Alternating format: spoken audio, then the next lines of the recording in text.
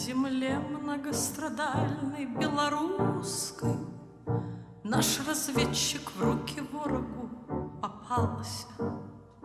Был захвачен он, когда тропинкой узкой в партизанские районы пробирался. Был он смуглый, черноглазый, чернобровый. Он из Грузии пришел в поход суровый. Ты, лазутчик, признавайся в час последний, отвечал он, из деревни я соседней. Ты, лазутчик, признавайся в час последний, отвечал он, из деревни я соседней. По деревне, по снегам осиротелы повели его голдящую гурьбою. Если врешь, не миновать себе расстрела, если правда, то отпустим шут с тобою. Не иначе лейтенантом был ты прежде, а теперь в крестьянской прячешься одежде. Отвечал, вон вторая хата с края, проживает там сестра моя родная. Отвечал он, вон вторая хата с края, проживает там сестра моя родная.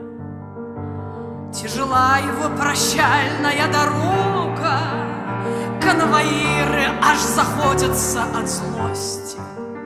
Смотрит женщина растерянно с порога, незнакомца к ней ведут лихие гости. Узнаешь ли ты, кто этот черноглазый? Что ответить, коль не видела ни разу? Оттолкнула чужеземного солдата. Ты не трогай моего родного брата. И прильнула вдруг к щеке его колючей, от страданий и от смерти заслонила. На Полесье помнят люди этот случай. В лихолетье в 41-м это было. Ничего о них мне больше неизвестно, но о брате и сестре сложили песню.